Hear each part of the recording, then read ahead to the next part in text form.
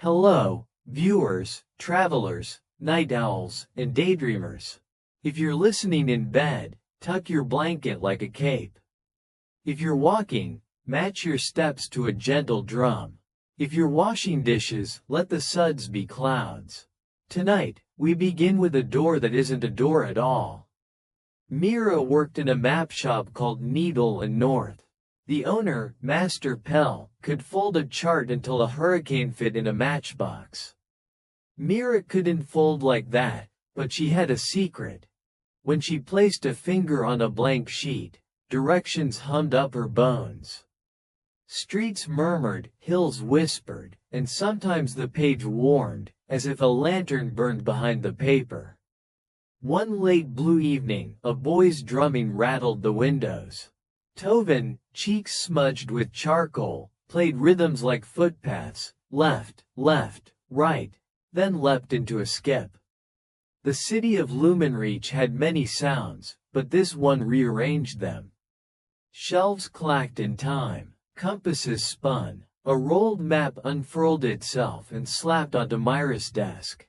The parchment wasn't theirs, no watermark, no seam. It showed the sky as islands, each one aglow. Lines of wind instead of roads. A spine of storms. A note in spidery ink, atlas of lantern isles. Turn north where there is no north. Pell frowned. Counterfeit. But when he touched it, the shop lantern dipped, as if bowing. Toven stopped drumming. I found it, he admitted. Or it found me. In the alley by the bell foundry. It pulsed when I kept a certain beat. The map's margin warmed under Mira's palm. It's calling, she whispered. Pell said, maps don't call. They instruct. But then the map rippled, edges lifting. Wind smelled of rain and orange peel. The shop door, which opened onto Cobbler's Lane, as always, now showed cloud. Pale, rolling, moonlit cloud. The lantern on the counter coughed a spark. The spark folded into a tiny vulpine shape and shook itself awake. Its body was wax, its tail a wick, its eyes two small flames that never hissed. HNH, it yawned, a sound like match strike. About time. Name's Ash. If you're going through, bring a light. Or bring me. Pell blustered. Absolutely not. Mira had already rolled the atlas and tucked it into her satchel. If we don't, someone else will, she said, surprising herself with the steadiness of her voice. And the map will choose them. Toven grinned, and for a second he looked scared, which is how you know a grin is honest. I'm with the map, he said, and slung his drum. They stepped through the door of Needle and North and into the sky. The cloud was not sky cloud, but ground cloud, firm enough to hold weight if you walked softly. Islands floated like lanterns above and below, tethered by ropes of starlight. Some were close, market lanterns buzzing with chatter, some distant, dim and patient. Wind roads braided between them, visible as shimmering bands, and the map in Mira's satchel thumped to be used. A bell tolled, but it wasn't a city bell. It was the tide gong, and its note made the clouds heave. Don't dawdle, Ash warned, tail burning brighter. Once the gong calls, the wind roads rearrange. That's how the Isles keep secrets. A creature sailed overhead.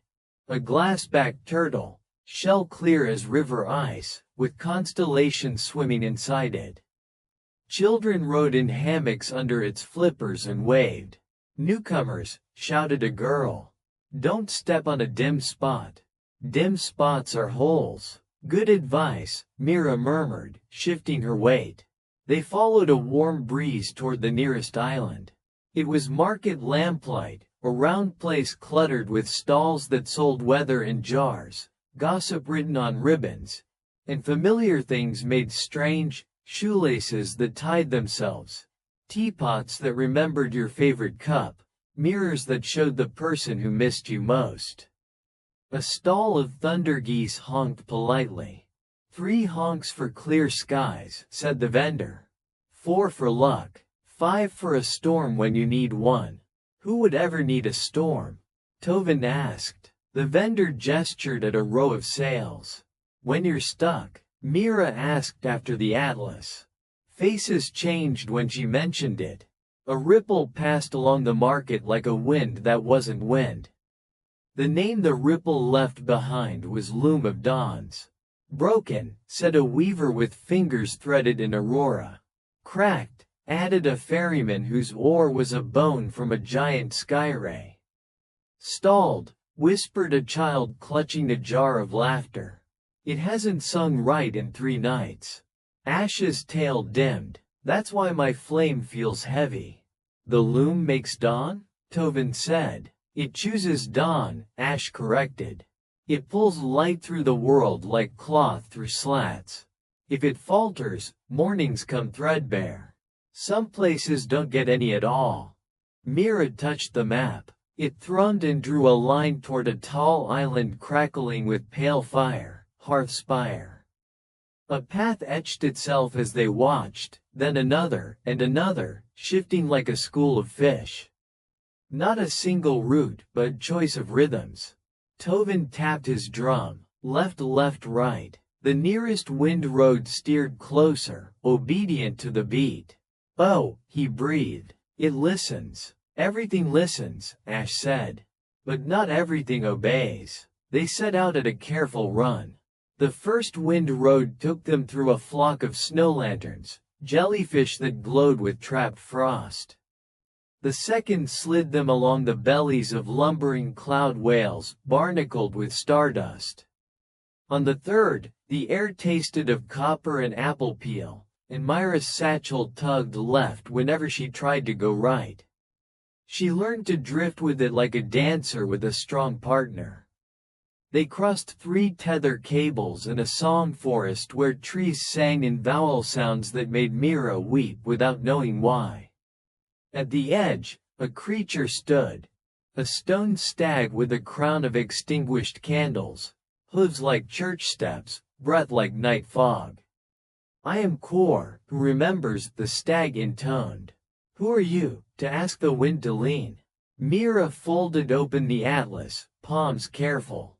We're trying to fix something. Kor dipped his heavy head. You carry a lantern fox and a drum that moves the path. You have as much as anyone ever does. He glanced at Ash. You've burned far from your wick, little ember. Don't lecture me, Grand Antler, Ash said, but he pressed against Mira's boot, and his flame brightened. Kor stamped once. The singing trees dimmed their voices. Ahead is Hearth Spire, he said. Beyond it, the Loom of Dawns. If you go, you will owe a memory.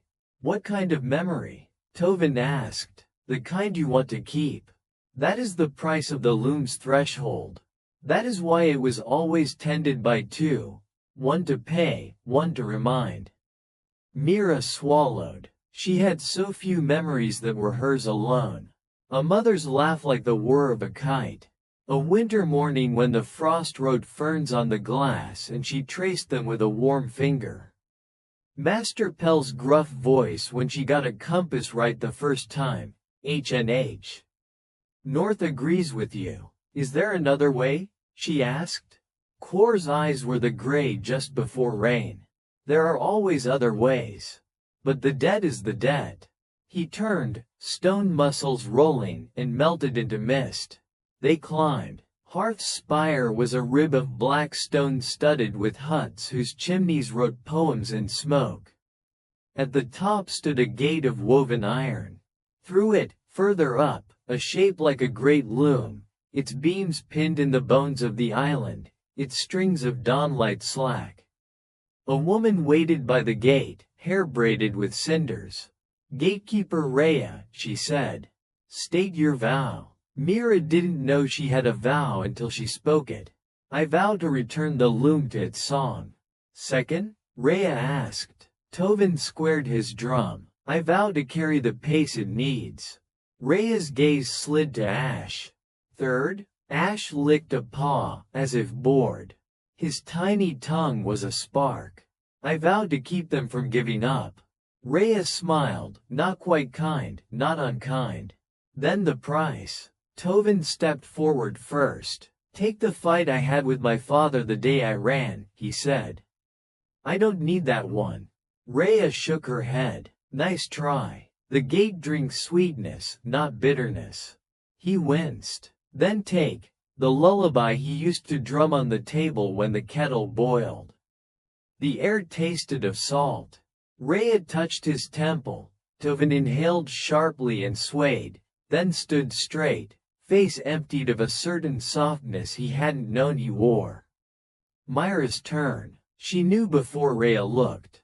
The winter glass. The frost ferns. She hugged it tighter, and it pushed away, the way only some memories do when they've already chosen to leave. Take it gently, she whispered, and Rhea did, and the world shifted one notch toward later. Ash padded forward last. I'm mostly wick and soot, he said. But if stories count, take the first time I learned the word friend. Rhea touched his small head. Ash's flame guttered, then flared. Oh, he said, quiet.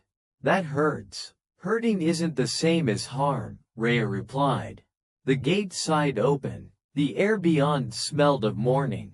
They stepped through into the machinery of a sunrise.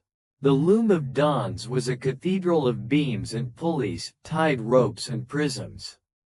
Light lay on everything like cloth. But the great shuttle that should have been coasting along the warp was stuck halfway, a tooth cracked on its wheel. Light pooled in wrong places and ran off edges into nothing. 3 nights stalled, Rhea said. We've kept day moving by hand, but hands are clumsy at dawn. Toven climbed the scaffold, found the cracked tooth. I can keep the rhythm, he called, if someone can keep the track. Mira felt the atlas thrum against her ribs. She laid it across the beams. The map drank the scene and redrew it, showing hidden lines, ghost gears, and a narrow notch where a tooth could be shaped. She sketched the missing shape with charcoal. Ash pressed his hot body against the drawing until the char lines softened into wax, then hardened into a temporary tooth. Beat, Mira said. Toven played, not loud, certain. The shuttle twitched. The cracked gear leaned on their fake tooth and took it. The loom began to move. It was clumsy at first, like a dancer after illness. Threads snagged. A prism squealed. Ash leapt from beam to beam, singeing knots until they loosened. Rhea's hands were everywhere, adjusting, soothing. Mira watched the atlas and called the shifts. Toven held the beat, forearms trembling. Slowly, the sunrise wove. Light seeped into the fog outside. On market lamplight, the thunder geese honked 3 times without being asked. In the song forest, vowels cleared their throats. The glassback turtle lifted its head. Somewhere in Lumenreach, Master Pell looked up from his tea and didn't know why his chest loosened. The loom completed a row. Then another. On the 7th, the fake tooth jolted, slipped, splintered. The shuttle lurched and stuck again. Not enough, Rhea said, voice flat with someone who had hoped for exactly this and is tired of being right. Mira touched the cracked gear, the worn groove where teeth were born. The metal was old. The whole loom was old. The atlas heated until she hissed and let it drop. A new drawing ghosted across it. A place deeper in the aisles, past hearth spire, past market lamplight, past coarse songs. An island shaped like a ring, its center missing. Around the rim, sigils that meant forge and remember and circle the loss until it names you. What is that? Toven asked, panting. Rhea's jaw tightened. Hollow anvil, she said. The workshop of the first Dawnrights. Abandoned for 100 years. She looked at Ash. Your wick will be tested. Everyone is very confident about my suffering, Ash said, but he bumped his shoulder against Mira's ankle. We'll go. Rhea nodded. Bring back a tooth made from what you cannot keep, she said. That's what the loom takes best. Mira's breath stuttered. We've already paid. Rhea's eyes were kind now, and that was worse. On the way there, you'll find out what else you owe. They stepped back through the gate into night that was already less thin. The market's lanterns burned steadier. Quor watched from the edge of fog, and when they passed, he bowed that great, heavy head. Earned respect, the sort that feels like a weight and also like a chair. They set out along a wind road that moved like a brace of violin bows. The tide gong tolled once, twice, and the roads shifted. The Isles listened, and this time they obeyed. The road to Hollow Anvil was not a single path but a series of choices disguised as weather. First, a rain of feathers. They fell in blue drift, soft as sleep. Each feather, if you touched it, showed a second of someone else's life. A woman's hand tapping flour off her fingers. A boy rubbing a lucky coin until the shine showed through. A fisherman laughing so hard he forgot to pull the net. Toven let a few land on his drumskin. The drum answered with a rustle that wasn't sound but another memory. His little sister hiding a cookie behind her back, crumbs making a comet on her cheek. He shuddered the feathers off, too rough, then gentler. Not mine, he said. Not ours, Mira agreed. The Isles keep shedding. Next, a river of air. They had to swim, hand-slicing wind. The current tugged them toward a valley of sleeping storm lilies whose pollen sings lightning if you breathe it. Ash leapt between their shoulders like a hot thought, keeping them focused, tail flare warning them off the wrong turns. They crawled onto a ledge of moon slate and lay panting, laughing, counting fingers and toes like very young children do after a game they were told not to play. A murmuration of ink swept over them, thousands of punctuation marks, commas clacking, question marks tilting, periods falling like tiny stones. When it passed, each of them had gained a sentence written faintly along the inside of the wrist. Mira's read. When you stop listening, the map keeps speaking. Toven's. Every beat is a door. Every door asks a price. Ashes. A candle is a promise to end. Cheery, Ash muttered, but he licked the words as if they were honey and he'd found a seed inside it that might grow. They slept on the back of a cloud eel, which hums lullabies to itself, and woke to a sky with a hole in it. Around the hole, an island ring, Hollow Anvil.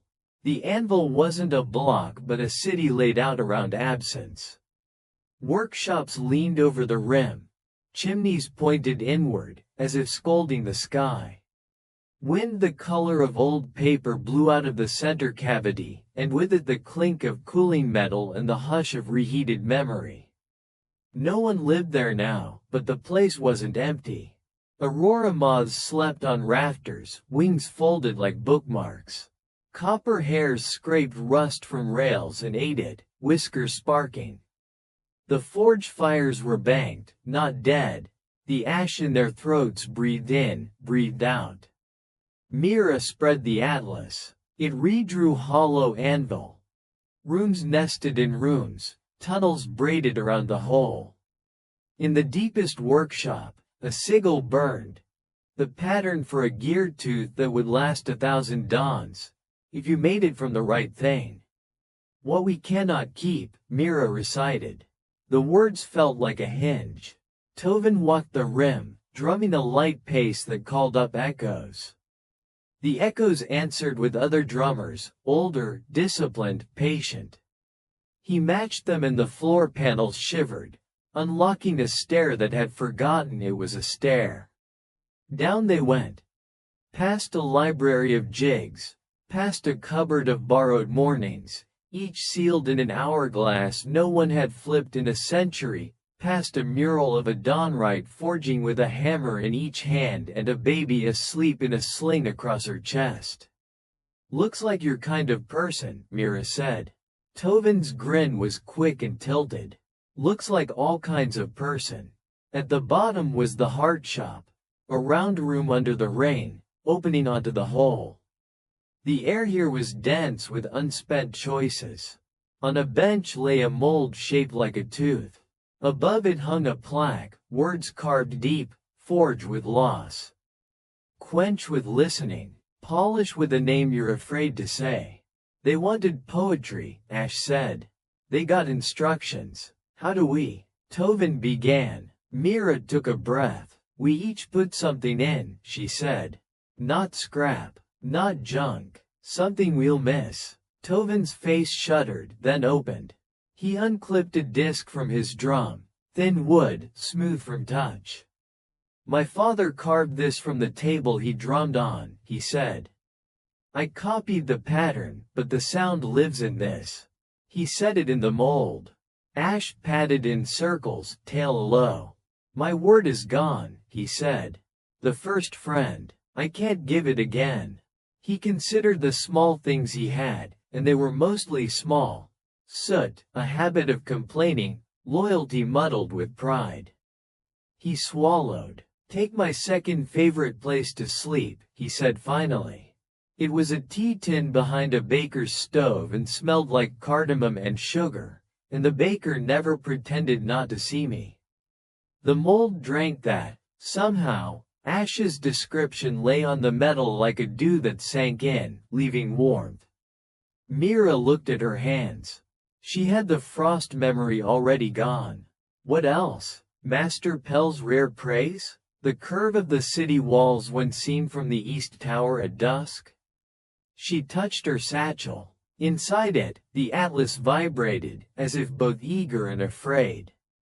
I'm not giving the map, she said automatically. Then, softly. But I can give the way it sings to me. The ease of it, the certainty. Ash stared. That's not safe. It's what I can't keep if the world needs dawn, Mira said. The map will still talk. I'll just not hear the tune. I'll have to learn it like everyone else. She sucked in 2 breaths, then let them out like a diver, steadying. Take it. She pressed her palms to the mold. The thrill that had guided her since childhood, this left, not that left, that ridge, not this shadow, drained like tea from wet leaves. It didn't leave her empty, but it left her quiet. The mold closed. The forge flared to life, a white heat that did not burn skin but made your memories sweat. Toven drummed the rhythm on the plaque, each word a beat. Ash jumped on the bellows lever and let his light run through the groove. The tooth poured, cooled. Quenching wasn't water but listening. They stood with hands on the metal and listened to a dozen dawns humming in its grain. Names polished it.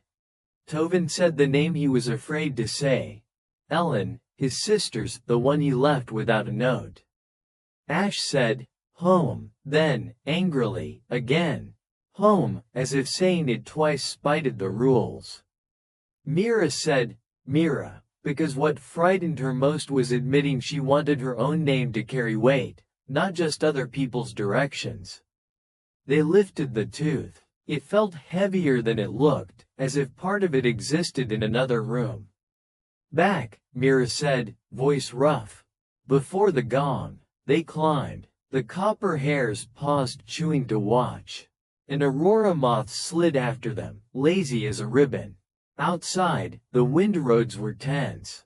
Weather collected in corners like cats before thunder. Kor stood on a spur of rock, candles unlit, eyes like patient slate. You've paid again, he said.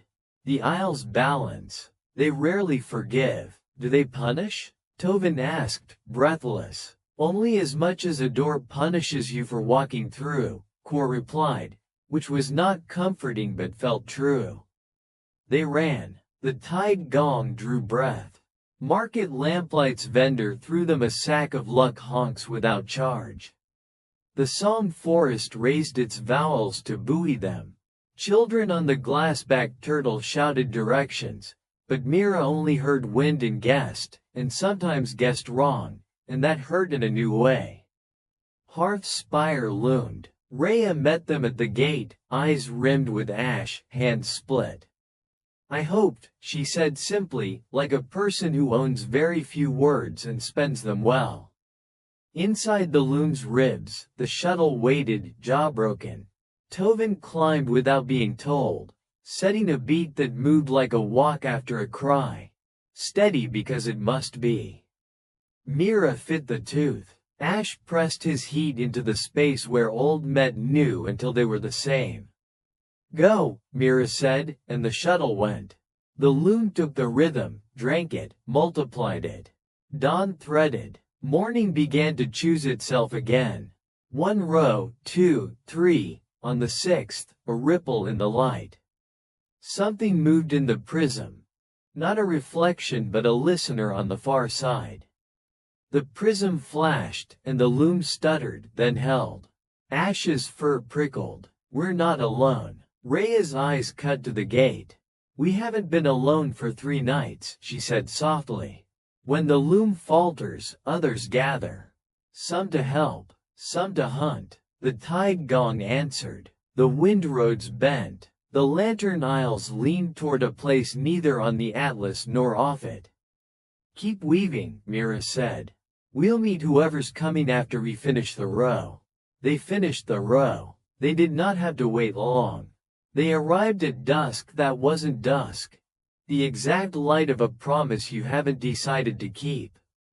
The thing that stood at the gate wore a cloak of cracked mirrors. Where a face should be, mist wrote and unwrote features. Someone you love, someone you fear, the stranger you might become. Behind it swarmed moth fish that swam the air, scales like letters falling into words then drifting apart. Rhea lifted a hammer. "You're late, archivist," she said. Ash's flame hissed. "You know them?" "Everyone who tends a hinge knows the archivist," Rhea said without looking away. "It collects moments when the world might have become a different world. It believes keeping them makes it safer." The archivist's voice sounded like wind in a library. "The paper kind, not the leaf kind." "I have tried to keep you safe," it said mildly. "You sent dawn into a place that did not ask for it. That always makes trouble." "Dawn isn't a gift," Mira said. "It's a conversation." The mirrored cloak tilted, considering. "You are the map listener who cannot hear." Its tone was almost kind. "I could give it back." Mira's fingers twitched. The offer stung like a cold day in a warm room. "And the price?" she asked. "A small one," the archivist said. "What the loom takes over 100 mornings, I take all at once. Give me the choice you made to help. Let me shelve it. Then the loom will hum and the isles will drift and no one will remember that the sky depended on children with a drum and a candle fox." Toven snorted. "You think we want to be forgotten?" "I think you deserve not to carry it," the archivist said, and for a breath it sounded honest. Ash curled his tail around Mira's ankle. His flame guttered, then steadied. "He's not wrong about the carrying," he muttered. "But that isn't the same as being right." Rhea's hammer hung at her side. "We don't trade choices," she said. "When we start, we never stop." The archivist sighed. "You're going to make me dreadful, aren't you?" The mothfish swam faster, making nervous paragraphs. The loom creaked, tooth-holding, shuttle steady. Dawn wove. Market lamplight brightened. The song forest found a harmony that had been missing since a storm 10 years back. Coarse candles lit one by one without flame. "Then show me your claim," the archivist said softly, and sunset surged through the prism like blood through a wound. Wind roads bucked. The aisles yanked toward the hollow. The loom's warp strings vibrated so hard they blurred. Toven's drumbeat unraveled into scattered thumps, then regathered, then trembled again. Mira did not have the map song. She had a blank page and 2 people she loved enough to be honest with. even when honesty was the opposite of comfort. "I don't know the right path," she said, "but I can choose who I trust." She put her hand on Toven's shoulder. The beat steadied, as if her touch filled a gap between notes. She pressed her other hand to Ash's back. His flame climbed, and the air warmed, and something slick inside the loom turned because wax set, because light believed it could be held. The loom's central prism flashed. The archivist's cracked mirror cloak caught 100 small suns, and inside each, the same 3 figures, each making a small, different choice. In one, Mira took the deal. In another, Toven broke his drum and laughed. In a third, Ash turned away and slept on a shelf while dawn forgot how to happen. Mira lifted her chin. "You don't collect safety," she said to the archivist and to herself. "You make it, one morning at a time." "You are very young," the archivist said. Which is another way of saying you are very brave. A pause like the held breath before a bell. Then the archivist dipped its knot face. "Prove me wrong." It moved, not forward but sideways, into the prism and through it, to the other side of the loom where nothing should be. Where a room existed because a map once imagined it. The moth fish streamed after, punctuation falling into place. A colon, a list, a period that refused to end. The loom groaned. The new tooth shivered. "Hold," Rhea said, voice iron. "Hold." Toven said a beat that wasn't a beat but the space between. Silence in measure. He tapped the wood, the rim, the air, the idea. The shuttle listened. Ash leapt to the prism and pressed his face to it. His wick smutted the glass with soot that spelled a word he couldn't remember, because he'd given it up, friend. The prism drank the soot as if hungry for all the names it had never kept. It warmed. Mira lifted the atlas, not as an oracle but as a tool. "Don't tell me," she whispered to the page. "Let me draw." She sketched what she saw.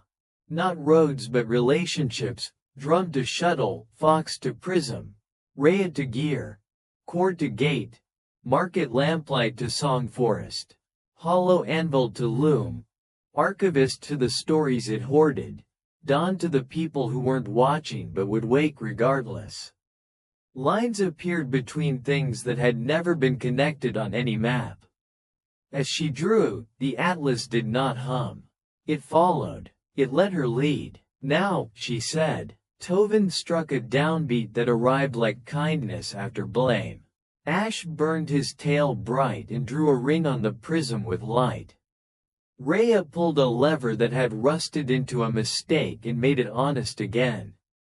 The loom sang, a sound like morning heard from under a blanket. The new tooth bit. The shuttle flew. Threads tightened. The prism cleared, and on the far side, the archivist stood waist deep in dawn, cloak mirrors slick with gold. It looked, for the first time, unsure. "You assume dawn is always good," it said, voice small. "No," Mira said. "We assume dawn is always beginning. That's different." The archivist watched the light pass through its hands. It shivered like a book left open in rain. "If I give back what I have kept," it said, "people will hurt." "They already hurt," Rhea said. "The difference is whether they get to heal where other people can see them." The archivist stared a long time, as mist rewrote a face that never quite arrived. Finally, it reached into its cracked cloak and drew out a single object. A tiny lucky coin, worn smooth from someone's thumb. It held the coin out to the prism. The glass took it, carried it, let the image of it leak into the loom. The coin was both there and not there, both kept and given. "Start with one," Mira said, gentler than she felt. The archivist nodded. The mothfish slowed, letters drifting into breath. The cloak's mirrors turned their cracks outward, as if they'd finally realized that broken things can warn you where not to step. The aisle settled. Coarse candles guttered, then steadied. Market lamplights vendors set out a sign. Free honks free for anyone who cried today. The song forest sang a consonant or two, finally, which made the vowels smile. The loom finished the row, then a second, then a third.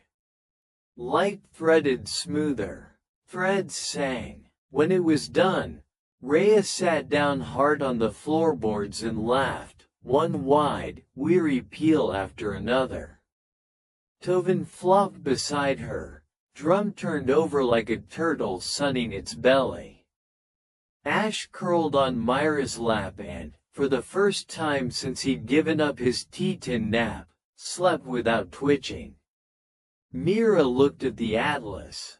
The lines she'd drawn remained. No hum, no tug, just a willingness to be amended. "You can hear again?" Toven asked drowsily. "Not like before," Mira said.